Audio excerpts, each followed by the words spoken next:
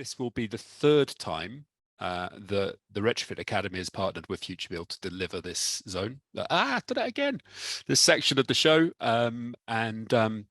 today we're going to give you a brief overview around plans for the show. We do have members of the Futurebuild team here. I'll probably bring in to talk a little bit around those things. We're going to talk about the retrofit section itself, and you'll see it in the context of the wider show. And then the two areas where we'll probably spend longest, sort of really like a bit of input from a number of you on the call around the seminar program and the Retrofit Academy Awards that we've put together, and our thoughts and plans around those things. Please, if you've got any questions, just put your hand up or shout at me. Don't feel you have to keep stuff till the end. So first things first, this show, I'm sure most of you have been to Futurebuild over the years. It's been going now since, I think, about 2006 might have been the first one, and I pride myself on having been to every single one apart from the first one. It's a very well established show. It's obviously, it takes place in East London each year. It attracts, as the numbers says on screen there, 15,500 visitors. I seem to remember that number was impacted very badly by rail strikes last time, Mark. I am right in saying that, aren't I? But nonetheless, it felt like an extremely busy show over the course of the 3 days. And certainly I remember coming away from the show and not stopping talking for 3 days. So it's very well attended. It's also a very high quality of visitor, which I'll show you a bit more detail on the next slide. The retrofit zone last time, it was a zone last time, we did it just before COVID, so that would have been March 2020, and then we did it again in March 2022. And it's done extremely well for all concerned on both previous occasions. In fact, it gives us some pleasure to know that the retrofit seminar area was the best attended of any of the seminar areas in the entire show. And I think what that shows is a lot of interest and a lot of growing appetite for information around a subject matter that many of us are heavily involved in.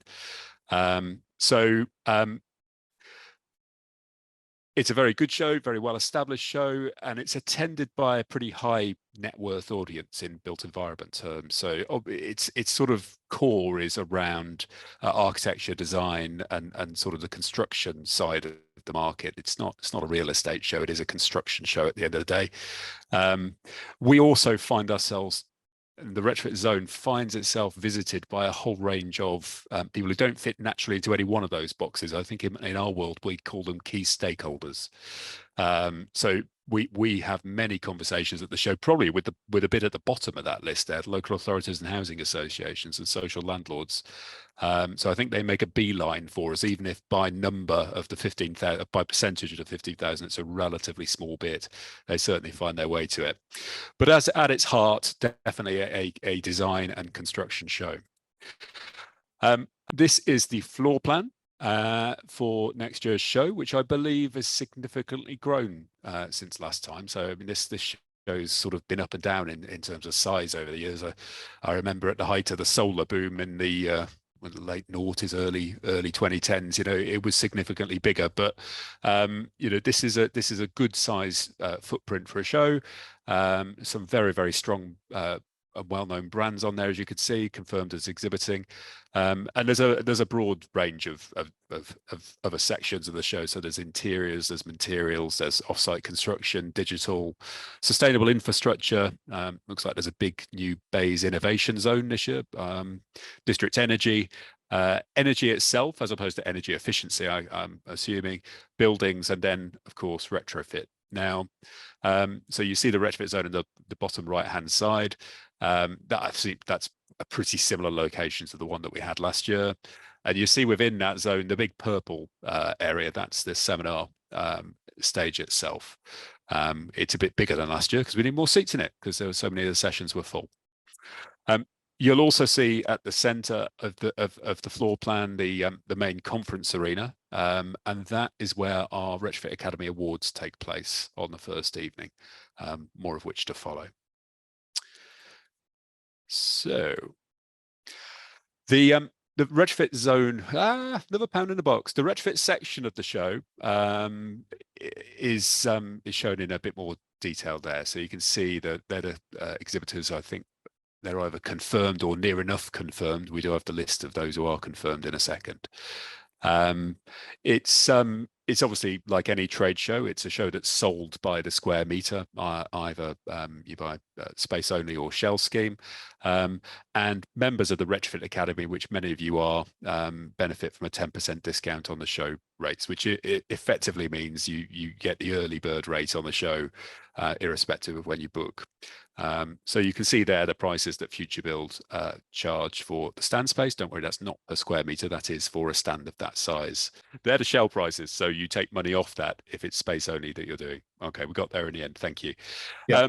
So you can see there the exhibitors that we had last year, and the exhibitors that essentially rebooked for the show in 2023. There's a few new ones who've been added in there, and we're really pleased. We've got a couple of the big sort of insulation brands exhibiting in the shape of Alseco and Saint-Gobain Weber, who weren't involved last year. So we think there's every prospect of growing the zone relative to its footprint last year.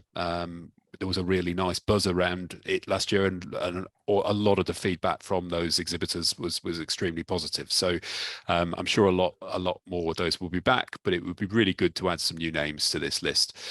Now, I want to stress one thing with this, that we are trying to we very purposely we don't see the Retrofit Academy's role in this as selling. We don't sell anything. We might help Futurebuild promote what they're doing, but it's Futurebuild's job to sell the space. Our job is to work with Futurebuild to ensure that this is appropriately positioned, and our focus, as most of you will know, is very much on quality and safety at scale.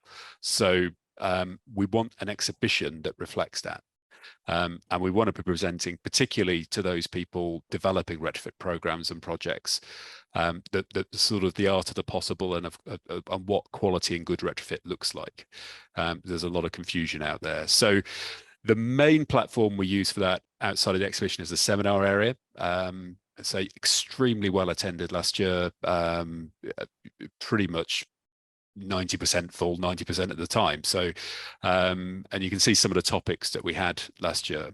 I'm always quite critical of self-critical, and I think I look back on the program from last year, and whilst it was very interesting and there were some really great presentations, there were a lot of learnings from it, and what we've tried to do is put a stronger core theme in place to help shape the thing. So over the course, actually on my holiday in the Lake District next week, I'll be working hard on putting the seminar program together. So this call is quite well timed. And our proposed theme for the seminar program is the race to the top: high quality domestic retrofit in practice. So for many years, we were talking about doing retrofit and why people should do more of it and how they could do that. We're now talking about it is happening, it is being done at something approaching scale, and we need to take the key learnings from that and help scale those things up and indeed industrialize them. So sitting underneath that headline theme of four sub-themes, the first is developing and delivering great programs and projects. And this is the sort of the practical lessons from delivering whole house retrofit at scale. I was really intrigued. I went to a conference a few weeks ago about the Social Housing Decarbonisation Fund.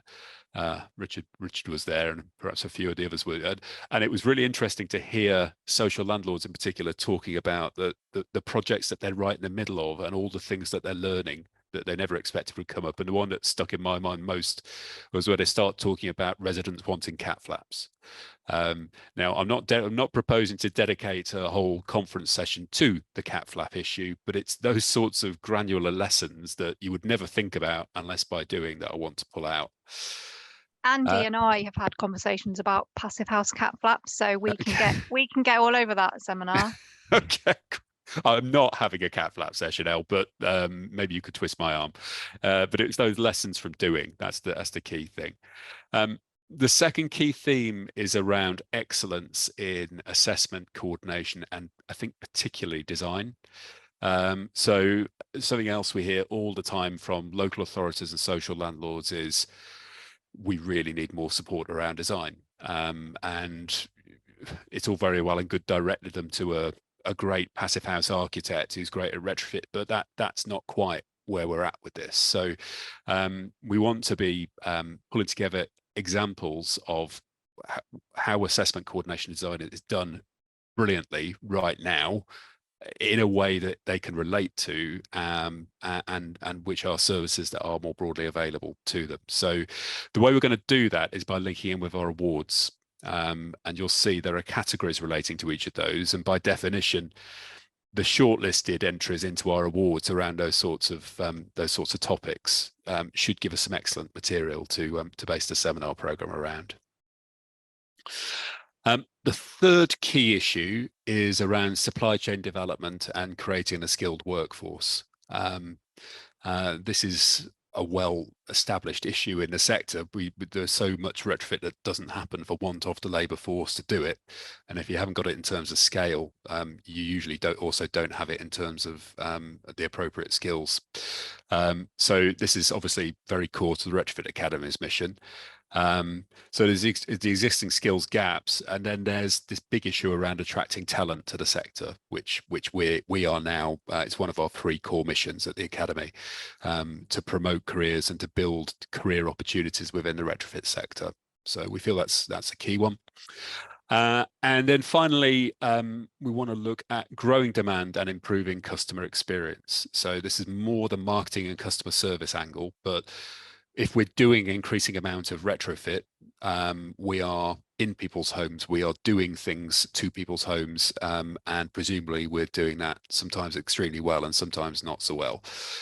So we want to know more about that. We also want to know about understanding consumers and homeowners and why the barriers that they fairly consistently raised to, and the objections they raised to retrofit we aren't overcoming. So this probably focuses more on the able to pay sector, but certainly in terms of the tenant engagement agenda and the customer experience agenda is very relevant to social housing and funded programs too. So I'm going to ask for comments on that in a sec. That just want to stress sort of 3 key messages that we've agreed with Futurebuild. We want this program, in fact, it's a requirement that this program is both ethnically diverse and also diverse in terms of gender. I remember fondly, Elle, you being a member of an all-female panel last year. We've committed to not having any all-male panels in the program, and we will do whatever we can to have at least a 50-50 gender split and plenty of diversity. We also we sort of used to have this space to ourselves a little bit when retrofit wasn't so in fashion as it is now. The reality is, I think we need to reinvent things a little bit, and we want to freshen it up. So we're looking for a very fresh feel to last year. So we're not expecting to repeat the kind of thing that we've done over the previous 2 years. And the final sort of core value is we want this to be cutting edge. So obviously the world of energy sprung and offsite and all that stuff is naturally relevant, but as is all other areas of potential innovation. So ideas and suggestion around any of all of that are very welcome. Would anyone like to contribute? Any thoughts? Let's just start off with the key theme. How do we feel about that key theme? The race to the top. David, I'll get the ball rolling. I think it's a perfectly good theme. I haven't got one to think of that would be better or even different to it. And I think the 4 headings are perfectly good as well, recognizing that the audience is architects, engineers, house builders, consultants, manufacturers. So I think your themes there are targeting things that will be important to them. Thank you. I think what I suppose I'm trying to figure out is there's obviously going to be a whole whatever it is, a feeder of information from the SHDFD and potentially Wave 1 bids. Yeah. And I don't know whether you've had it. I know Bays have got a conversation over the other side, but if some representation or participation or collaboration with Bays about getting the lead feeding from those things that they're funding, Yep. would seem to be appropriate. Yeah, absolutely. Yeah. That's very much on the to-do list. Thanks, Richard. David, is there a possibility that we could include commercial retrofit amongst this as well? There's a possibility. The zone has always been, up until this year, when it's now as not a zone, but it was the whole house retrofit zone. Yeah. So we haven't done that before, but I recognise that the Public Sector Decarbonisation Fund and that agenda is much higher than it ever has been before. Yeah. Yeah, might be something to look at for in the cutting edge section and things like that. Any particular areas of that? I mean, it's so broad, isn't it? Non-domestics, like everything else. Yeah, it is, exactly. But I'm dealing with a lot of large scale non-domestic buildings that are looking at retrofit, not Trustmark registered, because you can't do that yet. But looking at the PAS 2038 route and going down that route, and that's what we're delivering at the moment. Okay. Well, we'll have a good look into it, Colin. If you've got, thanks for the suggestion, and if you've got any further thoughts on it, then drop me a line. Yeah, that's fine. I'll send you a couple of things over that we've completed already as well. So yeah. Okay, great. That'd be really interesting. Thanks, Richard. Sorry, I had to nip off. My wife was locked out for a minute, but I caught the end of that piece about the scope, including non-domestic. We're doing loads of stuff in there. There is lots of interesting stuff going on. I guess you could easily double the size of everything to do with this if you went non-domestic as well. And I could certainly contribute and help, shaping that up. But I just to check back, I think David, as currently formulated, this is domestic focused. Is that right? It is as it's currently laid out. Yeah. But I mean, we have shows. I used to be a show organizer. I'm not anymore. But it will follow the trend. It will follow the market generally. So I think perhaps it's a bigger discussion point for 2024 than 2023. But I think certainly I think there's quite a lot to learn from across sectors as well. So perhaps in terms of the cutting edge and keeping it fresh, that might be a really good way of doing that without it dominating. So let me reflect on that. Elle. Well, I was going to say something else, but just on the commercial side of things, I also think it would be a good idea, maybe not a lot of focus, but sort of what can we learn and bring it across. I'm also getting asked a lot about how we can reuse concrete structures in existing buildings, and of course there's the big a lot of media coverage on the John Lewis in London, and I think people are interested in reuse of buildings, so I think that could be an area to look at. What I was going to say was I love the theme because we're trying to avoid this race to the bottom and we need sector change, so I think that really calls to that issue. In terms of the diverse, fresh and cutting edge, I think they're great as well. I think in terms of diversity, you talked about women, but at UK Construction Week, I noticed there was quite a few sessions with young people and they were really popular. So, and I think young people are really key to unlocking retrofit. And obviously that's a big area that we're working on with generations. So I think it'd be good to draw on that a lot to show retrofit as a great place for young people to be moving into. And you can't be what you can't see. So I think young people need to see young people up there. Okay. And in terms of the cutting edge, obviously, I think Energy Sprong are well placed to talk about lots of the offsite manufactured areas that we're working on. And I can think of relevant sort of sessions that we could put forward or contribute to for at least 3 out of the 4 areas that you've got up there. Great. Okay, fantastic. I completely agree about the young retrofitter angle. I don't know if you've seen, we've started organising events called Retrofit in a Pub, which was to be called the Young Retrofitters Network, but we got some pushback on ageism. But we do want to support that next generation. And what we'll be doing is either organising one of those events alongside the awards or doing it on a second night. So there's something we can build in there, El. And totally just on agree. the awards, I think last year you had a young retrofitters one, and I think I said to Andy at the time, it's a little, it should be people who are new to the sector. They could be any age, because what if someone's coming back from having a baby and they would want to qualify but they can't because they've done it later? So just that one in there. Yes, we're learning the dark arts of political correctness, but we've got some more categories in the awards, which I'll show you in a moment. David Glue, please. Yeah, hi there. I think it all looks great.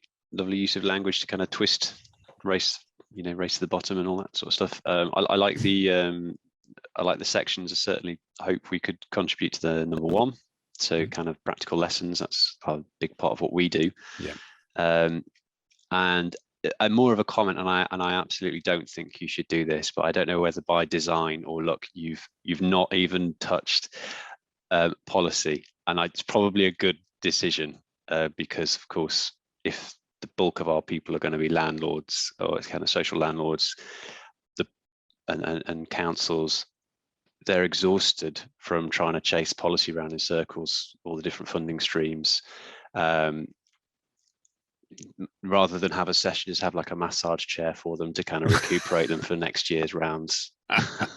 Honestly, I don't know if it's worth trying to gather some feedback. It's an opportunity to gather feedback on how they think about policy, but I'm not pushing for there to be a policy bit in here. But I like all of these, and I think they're the obvious ones to go for.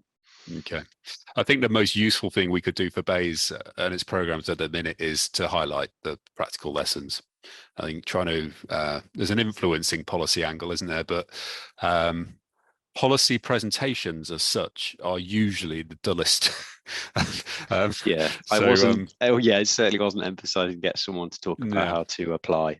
But the lessons learned from trying to chase the policy, that might be worth looking at if there was a particularly enthusiastic, experienced housing association or landlord who has been successful, and what they had to put on hold to chase the money, and what it would have been the opportunity cost of having to chase money through the policy schemes as they are, and what amazing things they could have done instead if it was designed slightly differently. But I don't feel too strongly about that. Okay, I think a lot of that fits in the first one.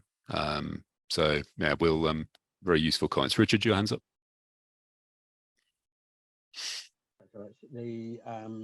Just having time to think it through. Obviously, there's quite a lot of thinking going on with the Social Housing Retrofit Accelerator, and just off a debriefing for BEIS about some stakeholder engagement we're doing recently.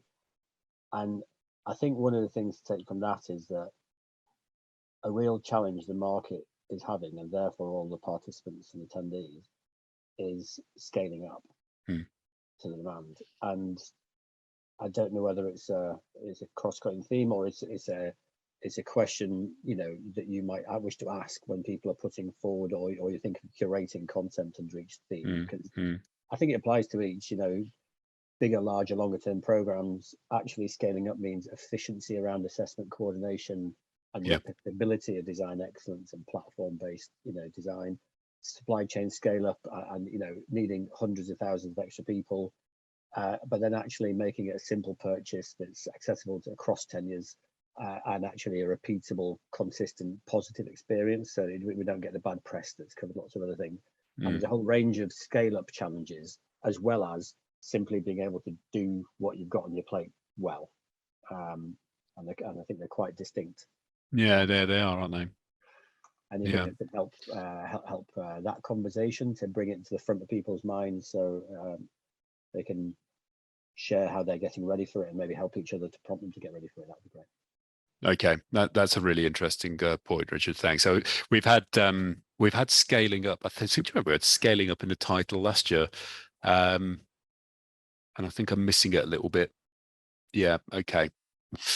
I need to do more thinking on that. But there's some incredibly helpful comments. Anyone else have anything else to chip in before we move on? Thanks so much. If it does come to you, just shout out whenever. Okay, so on to the awards.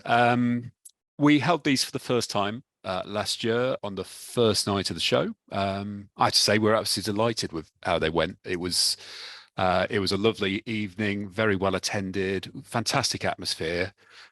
We didn't attempt, I suppose, to make any money out of it. We worked very hard on them in terms of ensuring that they were awards with genuine rigor in the judging. And we like to think that winning them meant something to the 6 or 7 people who did win them. They've still got big smiles on their faces, so they look quite happy. We gave people free drinks, and everyone had a nice time. The awards didn't go on forever, and we didn't make anyone wear a tuxedo. So it was sort of, I don't know, 45-minute ceremony. It was fairly informal. Very high quality of submissions by and large, and we were delighted with the quality of the winners, and indeed there were many shortlisted, highly commended people. So they're free to enter, and we say hard to win. If you like, I guess in our world, I'd like to see these seen a bit more like the Ashton Awards, but for retrofit specifically. So the similar sorts of brand values.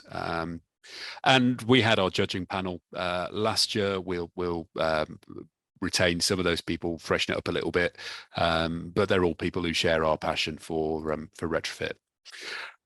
So the categories that we want to do this year are as follows, and there's a bit of reshaping of some categories, and then there's some entirely new ones. The entirely new ones are those in red.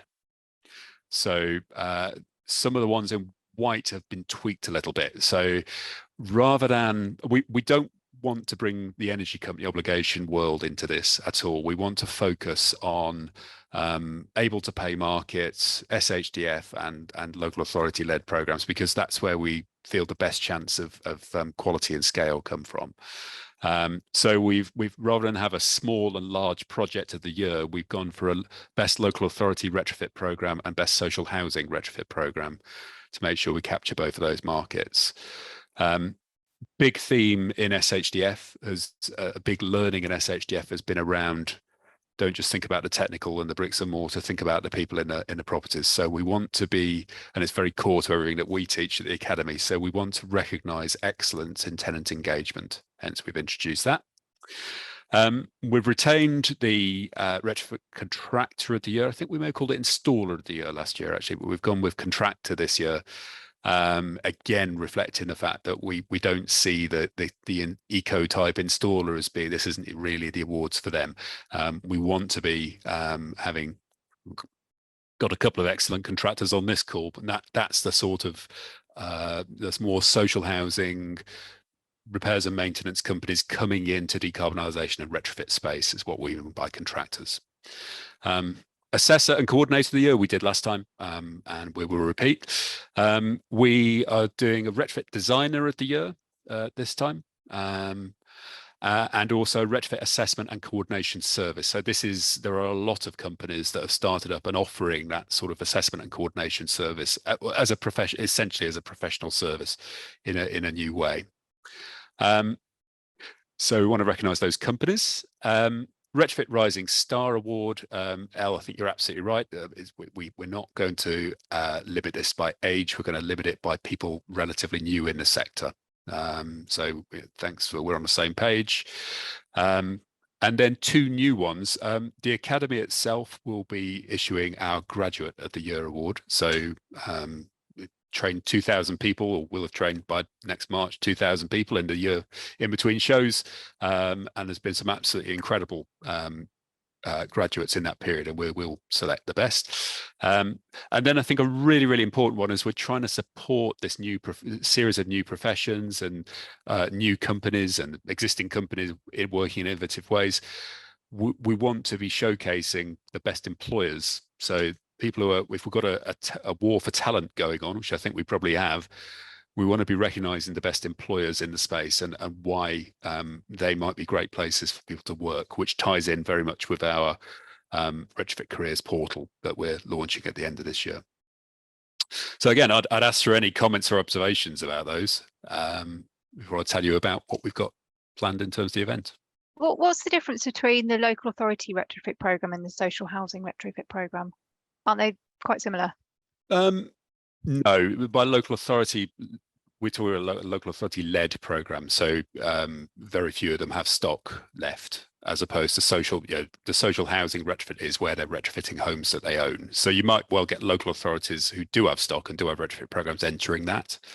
But the local authority retrofit programs are really looking at the way in which LADs and HUG and other local authority-led funding programs are being rolled out, and recognizing that some have been far more successful than others. Does that work out, or is it not clear enough? I mean, HUG, LAD, all of that acronyms. We might know, but do the audience know that? Because I'm not really that clear. But if you know the market, I don't really know the difference between those two. They're both local authority-led retrofit funding streams. And you're right. Sorry, I should give you. You're absolutely right to tell me off for using acronyms. Probably our audience for this event, I think the majority of them do, but we wouldn't. I was being a bit informal there. We wouldn't be that informal. Richard. I was going to say something else, but briefly, I suppose I misinterpreted the first two as local authority and housing association retrofit programs. But I think the point that maybe I was saying is a local authority can do social housing, it can do mixed tenure, or it can a mixture, and then housing association. So that is focusing on local authority clients.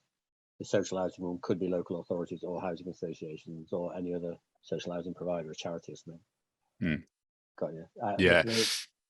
So I get that, but just quickly chip in. I thought I'm looking at that, and I suppose two things. Selfishly, I was thinking if I was to, give my team a nudge and say, "Go on, go for a Retrofit Academy Awards," which one would they go for? And I'm not sure there'd be one that's them shaped, but that's fine, because I think we're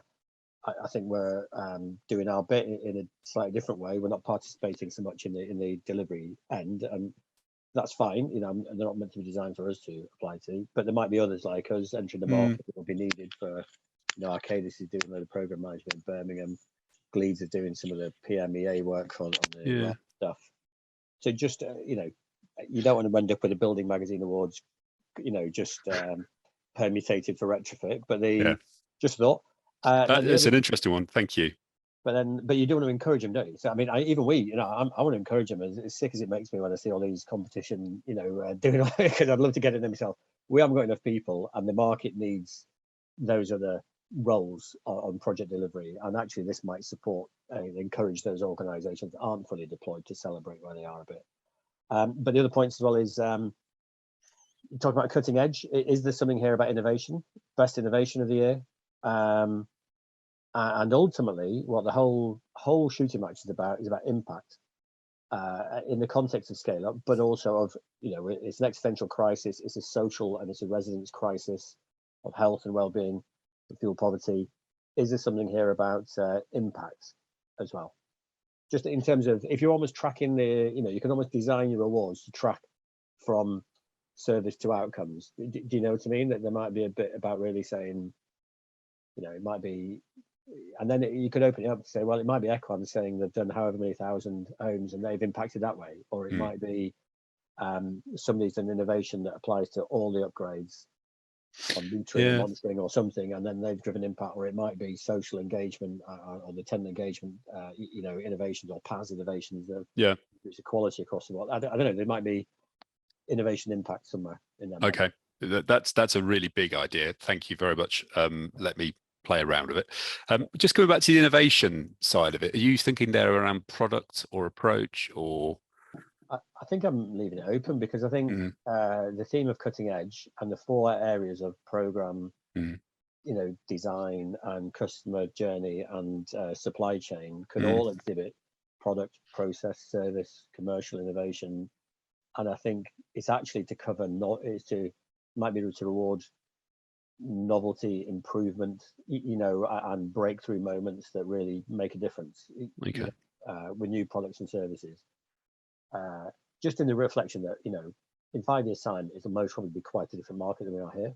And these big awards are there to reveal that future state that's already here in part. It's not gone throughout the whole market, and you could celebrate those little pinnacles of innovation and excellence that will then over the next few years.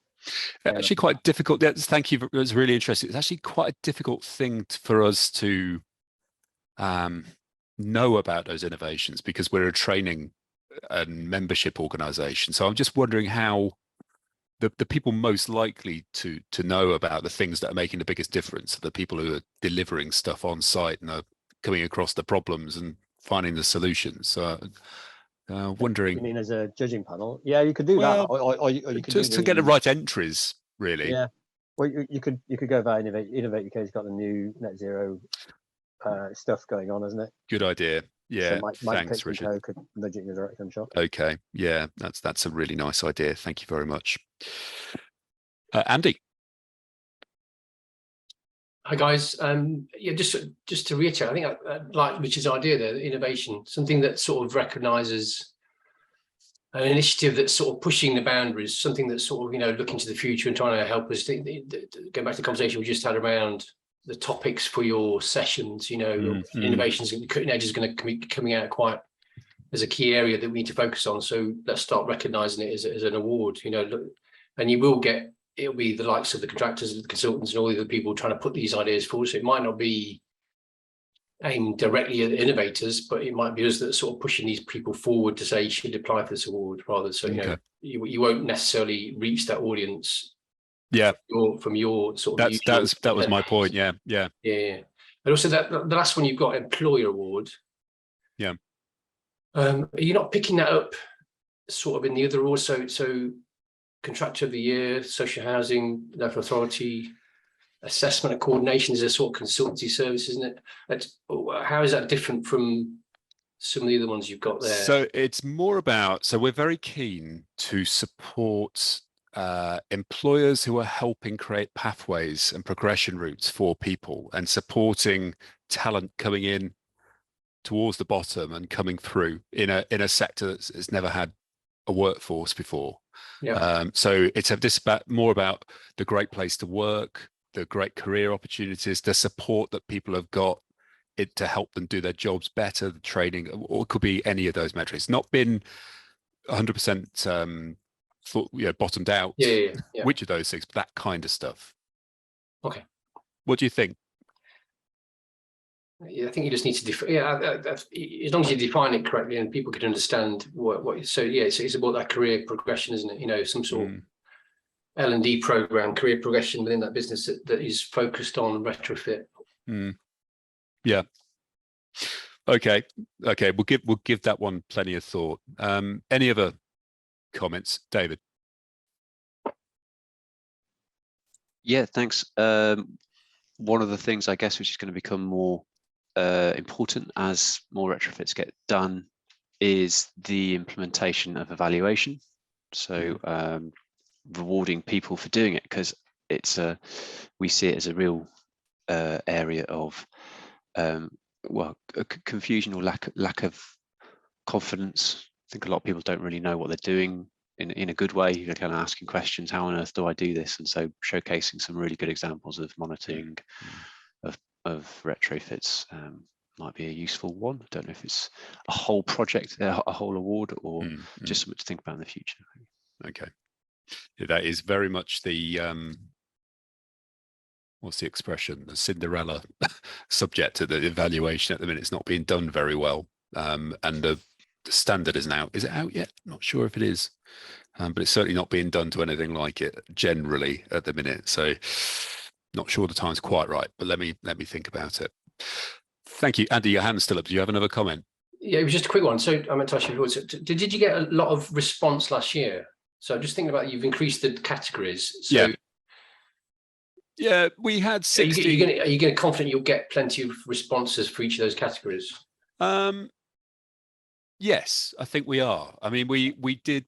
I don't think there was an area last year where we didn't get sort of 6 to 8 entries, of which 2 generally weren't very good, and the remainder gave us a short list which we thought was very strong. And actually deciding between the final 3 was really difficult in a few cases. So we struggled with. We tried to do a category on Retrofit Advisor of the Year. That was a real struggle because that role never really got going. and has since been taken out the PAS for a bit, and I think it will end up back in it. But we sort of think the tenant engagement thing is a lot clearer in its focus around that than perhaps talking about an individual. It's an initiative, it's an approach by a program team, project team. So yeah, I wouldn't want to spread it too thinly. So we've got, what have we got here? 2, 4, 6, 8, 10, 11 awards. So it's 5. It is 5 new ones. But you know me, Andy, I don't tend to sit on our laurels for long. So we do want to move it along. And of course, I have to say, this is the last year we anticipate doing it in this format. This is a launch pad to this becoming probably a combination of some regional awards and a national finals. Is where we'd like to get to, but we have to walk before we can run with it. Yeah, I guess the thing then, like it's just thought I had right at the beginning is that we constantly having to think, the year ahead, which ones are we going to apply for? So we can't apply for everything. So which ones are the ones that are going to stick out for us in industry? Which ones, if we win it, is going to be seen as the sort of iconic awards? Which ones do we focus on? How much is it going to cost us? What do we need to put in the budget for next year? What time is it going to take us? So yeah, I think it'd be nice if this became the one to go for, the recognised industry standard in terms of awards. We'd like that. We would like that, but then we can ditch all the other ones. Take too much of my time, but we've got a very clear focus here on what we think is the quality end of the market, but it's now the quality end of the market. We want it to become the norm, but we're steering away very much from that energy efficiency, eco type sector. So yes, we would like to. We've actually got on the call here today, I won't embarrass her by asking to speak, but we've got a new events manager who's joining us in a few weeks' time, Lucy Bradley, whose job it will be to turn this rough diamond into a diamond. So we'll get there.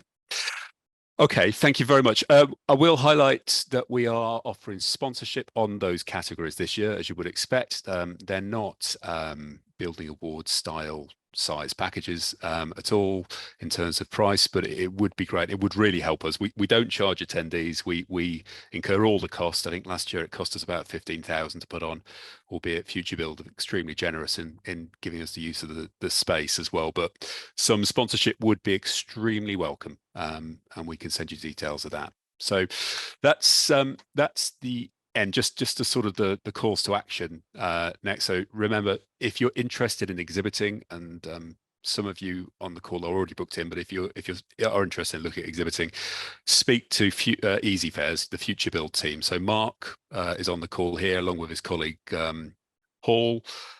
Mark's email address is there. There's not a lot of point talking to us about stand space. We'll help what we can, but we don't do the selling. That's over to Futurebuild to do. The Retrofit Academy Awards, the sponsorship thereof, that you can either come to me or any member of my team. Stephanie Reeves in my team is specifically responsible for that. And a few of you, David, I know we've already touched base about speaking in the seminars. We never sell the seminar program. That is purely by invitation. If having been along today and you are the first people to have seen that program, we will be starting to publicize that a lot more over the next few weeks. But if you've got thoughts around where people either from your own organizations or from clients or your networks might fit into it, please contact Emily Moody, who's sitting there. She's called the Retrofit Academy on this call, but she's Emily Moody. And she and I will be putting that program together. What's our deadline to give it to Futurebuild, Emily? Sort of mid-November, isn't it? So yeah, it's somewhere to mid-November, I think. Yeah. So the next few weeks is really the key time if you want to get involved in that. And I think that's the end of the sermon. So if anyone's got any questions, either myself or the Futurebuild team can answer them. Can I just add a really quick point? So from our point from Futurebuild, like we're really kind of like strong on data, and like from David said previously, the event or the section is now become a show in itself, and it's not really kind of like a spotlight. So what we've done is we've spoken to like over 1,000 visitors to understand kind of what's important for them, and what's come up on pretty much every other call is either kind of like retrofit, recycle, reuse. So there's a huge opportunity for you guys to get some business and make contact. So yeah, make contact with us, with me or Paul, and we're happily going to talk you through the data because we've got lots of it. Okay. Differently. Great stuff. All right. Thanks, Mark. Sorry, David, just one very fun thing. The whole topic of whether you extend it to non-domestic. Yeah. I'm interested in. It sounds like you say, might be a bit big for this stage in the process, but supportive of any conversations you want afterwards on that. We've got loads of well, there's loads of activity going there that we can share. Yeah. Some Yeah, I'll be honest, Richard, it's not an area in my myopic world of domestic retrofit that I've ever got that heavily involved in, so I might need a bit of help. I'll take you up on that. Yeah. Okay. Thank you. Thanks ever so much. Okay. Enjoy your half terms. Take care. See ya.